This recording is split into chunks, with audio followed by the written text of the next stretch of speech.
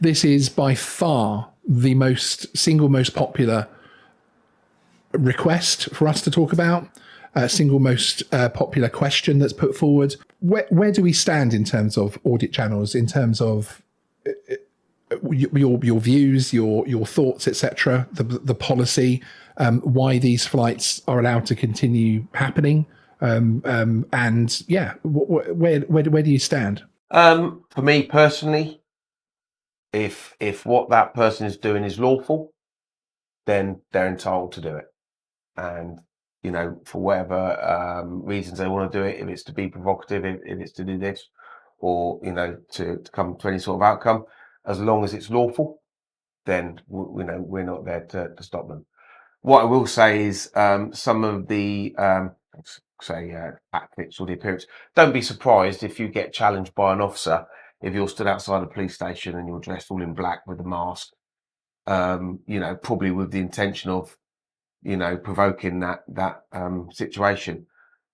Police officers, police stations are areas of vulnerability. Myself, I've been at a location which has been subject to hostile recon by terrorist organisations, standing outside watching people come and go. So there is going to be an aspect of fear and something that will need to be addressed by the officers. That aside, if it comes down to the communication piece. If the officer comes to you and asks you what you're up to, what you're doing, that interaction will probably be guided by how that auditor then communicates with the officer from there. But again, if it's lawful, it's lawful. Okay, why? And that sounds very reasonable to me, and I can understand it. I mean, it's a whole other conversation about the fact of why there aren't sort of FRZs etc. around police stations etc. and whether that would be a good or bad thing etc. Which I know isn't a conversation, that's a regulation conversation rather than the policing conversation, but. If that's the position, if it's a legal flight, then there's no problem. Why do we see these videos online of police officers reacting so aggressively and reacting in that way to auditors? Well, without wanting to comment on the actions of officers, individual circumstances, being, fully aware of situations. Just because auditing isn't illegal, it doesn't mean that what they're doing and their actions and their behaviours might not be illegal. And as you said yourself, you might be flying within all the rules, but what you are doing is ultimately unlawful as well. So again, with the officers, they're human, and if they're provoked and challenged by members of the public who are being confrontational purely for the reason of provoking or eliciting a response, I would like to say that we'll be professional enough not for that to happen, but sometimes it does happen.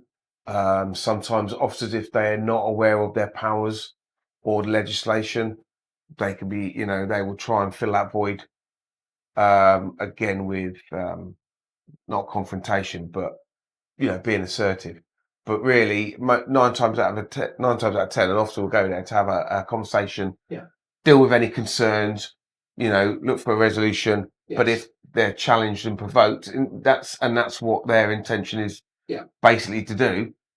Ultimately, that's probably what's going to happen. Okay, now not all of the requests and comments that we get from viewers view the police negatively in these situations. Actually, I get a lot of people who support the officers and actually feel they should be acting in the way they are. To me, somebody stood outside a police station disguising themselves, flying a drone over the car park. If I was a police officer, I would be really concerned about that, and I would be straight over there, and I probably wouldn't be particularly polite. I'd want to know what on earth is going on. But is there actually a place for that aggression sometimes? Well, aggression is a term that we wouldn't probably use. There are terms when you have to be assertive and you have to take control. If you have someone who's dressed all in black, wearing a mask, and is possibly doing what we would call hostile reconnaissance of a police station, or could be standing there ready to attack the next officer that comes out, which again, we've had a couple of stations, then if that officer does go over there, they will probably be quite firm and robust in order to take control of that situation. And then afterwards, slow time, we'll do that investigation and hopefully I think the general public, so to go across that, I think the general public would expect that of an officer as well. Yeah. Because, as Steve said, auditing is not illegal. And I think the question for me would be, if you're auditing drones and the response of officers, why do you need to dress up in a provocative way? Why cover your face? Yeah. Why add that extra element, which any member of the public Yeah. would reasonably expect? Because it's not just a police officer that's walking past thinking, because the threat is real, for police officers. Okay, Yes. the public don't generally understand that because it's not out in the public domain, but the threat is genuine. And I think most people can understand that as well. I think a reasonable person can what I'm understand. saying is, from a personal perspective, as an officer going in and out of a police station, to have that individual stood dressed like that is massively concerning, understandably, especially if you've been subjected to any incidents where you've been followed home from home, or your personal car details, etc., etc. Now, again, as I said, if you're going to be dressed into that image of covering your face in a provocative way, any member of the public walking past would equally be as concerned to see that next to a police station. You wouldn't be surprised that the calls that come into the police to say someone suspicious is stood outside a police station, which has then generated the officer to come out. That's reasonable, because I think the reasonable member of the public would actually see and feel the same thing. Yeah, I mean, there are obviously, and I've said this before myself as well, there are scenarios where covering your face as a journalist is reasonable, and but I don't necessarily think that downtown Grimsby is necessarily that politically hot that you need to conceal your identity to that level as a journalist. But obviously, it's to me, it feels like all of the elements are fairly well. And again, I've been open on my channel regarding my thoughts on this. They're fairly well orchestrated to bring about a result. If I ran an audit channel, I wouldn't want 100 videos of me turning up to a police station and nothing happening, or me turning up to a sensitive location, or the local waterworks or something, and security having no problem with me flying my drone. Those aren't the videos that I'm going to want. So I'm going to engineer those videos to obviously gain a result. And that's I think is where some of the misunderstanding comes into it as well. But what if any steps can the police take? Are the police taking to minimise the audit channel sort of impact on things, or is it, as I've suggested before, it isn't that big of a problem because actually you put all of these things together and it's a handful of drone flights? It is a problem. It's becoming more of a problem because and what people don't realise is the effect it has on that individual. Right. To be humiliated, pretty much. Right. Okay. On social media. When you say individual, you mean the individual police officer? Absolutely. It does have a very, very negative impact. The only way we can really deal with this is education. Make sure that the police officers know exactly what is a legal flight or legal activity with the drone and what isn't, and then make sure they consider other offences as well. Because, as we've said, there could be other more criminal offences involved. Absolutely. If they're empowered and they're knowledgeable about what they're doing, then they can make that rational decision to say, well, fine, not a problem. You can do that. No worries. You can put your drone up there. Okay. I'm not going to be drawn into this conversation. Yes, indeed. Not wanting to draw you, obviously, on individual circumstances or anything of that nature, but you're talking about the impact. I suppose it's an impact we've not discussed before, so it's of interest to me in terms of the individual police officer. But so you're saying there is evidence of that being a longer term negative impact on the officer as far as those scenarios. I think it's reasonable to expect it as well, and it's key not to just highlight police officers. I mean, we see audits videos going on there for workforce out of all different types of companies who are being challenged and having to go through all this elements before the police are called. That still has an impact on them, as a member of the public. And I think, again, we just got to be reasonable and considerate about other people's feelings. Some people might not want to be seen on social media to have their face exposed or go through this ridicule. Why would anybody want to go through that? And again, it's just having a little bit of consideration for the people that you are talking to. And again, flip it on its head. How would you feel if it happened to you? How would you want to be spoken to. I don't think I've always, whenever I've sort of seen the audit channel and the police reaction sort of thing discussed, I genuinely, until today, haven't really thought about it in those terms. But I suppose if that happened to me, and I went to that level went through that level of ridicule, that is going to have an impact. I can completely understand that, and it's obviously, I suppose you add into that it's a profession. You know, police officers are professional people. Then there is that professional pride, there is that professional integrity that looks like it's been affected. So I can understand that would have an impact. One of the biggest things I think is if I'm having to spend, or colleagues having to spend time, valuable time, dealing with someone who purely is there to be provocative, in my opinion, maybe at that time, I'm not dealing with something else. Yeah. And we are stretched beyond belief. So we're talking about valuable resources having to deal with something which probably shouldn't, ideally happen. Yeah. And we're not dealing with, Yeah. the robbery, the mugging around the corner. All this, No, that, exactly, and that's an important one to perhaps break apart on it as well. And from the point of view of it is resource heavy, because of course, as many people will point out in the comments and online, etc., there always seems to be 3 officers stood around when these audit things are happening. But I presume there's quite good reason for that, from the point of view that you're not going to leave an officer alone to deal with a heated situation, I presume. And I don't know, the auditors are always on their own either. No, so if indeed. there's 2 or 3 of them, then you're going to need 2 or 3 officers to make sure that's safe. Especially if you're going the out resources will be deployed to make that to deal with situation concern safe. about how Yeah. people are dressing and possibly hanging outside of vulnerable premises. Yeah. So you are going to have enough resources to deal with that safely. One person to one person isn't always, the safest and the easiest way of dealing with it. No, indeed, absolutely, and that is, as you're saying, it's pulling resources away from 999 calls and from even if it isn't an urgent 999 call, it's pulling. Sorry, I'm getting on my soapbox a little bit, but it is pulling resources away from the community. Just that officer being in the community, walking up and down the street, noticing what things. do we get told all the time? Welfare of people, noticing actually that person's struggling. I'm going to go and talk to them. Police officers are continuously told, go and deal with real crime. Yeah. I pay your wages. Yeah. We pay tax, so we help towards our own wages, if you like. So the question is if we're dealing with that, is this the best resources for this type of incident?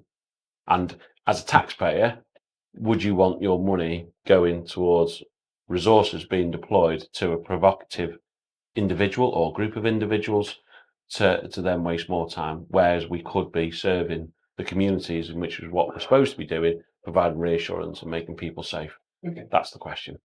Excellent. And a headline of this video, I suppose, as well, is that there doesn't need to be any policy or any sort of new sort of rules handed down to deal with audit channels, because predominantly the flight is probably legal, but there's more of that sort of education stroke dealing with the other legality, dealing with how those interactions happen, etc. That's really where these things are happening. So perhaps we'll see a time where once the education through officers of what is permitted has gone through correctly, we're going to start seeing less of this type of thing happening, because you'll have less officers reacting to it.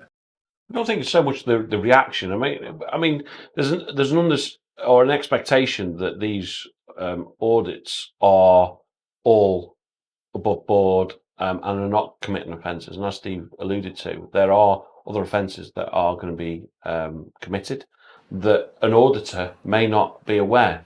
But again, it comes back to how do you deal with a police officer that comes and engages with you. It's not a case of just arguing there just for entertainment for a video. Well, that's what this is, isn't it? It's edited entertainment, really. Bring that right down. Okay, you've got your reaction. You've got the police there now. There's going to be a point in which an auditor knows what they're doing is right or wrong. And beyond that point, as with anybody, there's going to be an element where you're unsure. And that's what we're hopeful with all this training now. Officers are going to be more equipped to be able to say, as we said, 2 pieces of legislation where we only need to suspect you've committed a crime. Another question which has been raised specifically by a number of viewers in relation to the audit channels is actually surrounding insurance and whether or not these flights are recreational and therefore don't require insurance.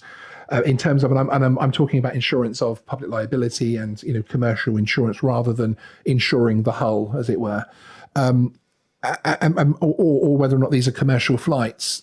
Where does that stand in terms of the legislation? Quite simply, is the flight for recreational or sporting reasons? If the answer is no, you need insurance. Simple as that. So would you class an auditing video as recreational? No. Would you class it sporting? No. Even if they say, well, I do it recreationally, irrespective, that's not what it comes down to. So recreationally is going out just for a nice leisurely flight. Yeah, sporting is self-explanatory. Hopefully I don't need to explain that one. But anything beyond that, you need that EC 785 compliant. Okay, and where do you see? I mean, we always talk with the CAA, etc., regarding the point of commercial liability starting being there's a contract in place, that type of thing. Specifically to audit channels, where do you see that coming in? I don't, and I don't know, is my honest answer. I think it varies. I mean, if you look at Facebook and their policies around videos and monetary and et cetera, it'll be different to YouTube. YouTube will have their own different, so everyone will have their own different policies in place for that we don't get involved in. For us, it's very simple. Is your flight recreational or is it sport? And the answer is no. You need insurance. And you need the EC 785 2004. Yeah. That's the one. Excellent. It's on the screen. Yes, indeed. And as with all of our videos, there are links in the description to all of these points and the legislation points as well, frankly, for you to be able to look those up. One of the points which has been raised, and I'm trying to show a bit of balance here. Obviously, people know my personal feelings regarding audit channels, but we've had this specific point raised by a number of viewers who have contacted us that actually, and it's been stated a few times in quite a few audit videos, that they're actually doing the police service a favour, essentially, because they're educating those police on the drone rules. How do you feel about that? I think we go back to what we were saying before. How can we educate? Is that how you educate someone? By ridiculing them, putting them all over social media to highlight that they don't know? We've already explained officers have workloads. Drones is not a priority. They've got 1,000,001 things going on. We want to deploy officers under the right circumstances, the right incidents. If you want to educate officers, go and speak to them individually and say, what's your understanding of drones and the legislation? Can I do this, and that? Have a conversation. Yeah. Why does it need to be ballied up, a provocative way and flying a drone? You don't need to do that to get that response. Police officers are approachable. You see, if you stood outside the police station, go to the front desk and just say, can I speak to an officer about drones, please? Why? That's the easiest way. Will that be the way it's done? Probably not. But for the majority of people who are genuinely wanting to understand the drones, you don't feel that they're providing a public service in educating those because those officers allegedly now know the drone rules because they've obviously had these interactions. I mean, you look at some audit channels, you can't comment on them. Why? So you can't give your view on that particular scenario. So if you are aware of the legislation and let's say an auditor was actually incorrect, you can't actually put that comment on to say, and I know there's a mixed balance. Some people love the way it's done, other people don't. But again, it's ridiculing. I don't think that's how we should be treating each other. Go out, do it sensibly.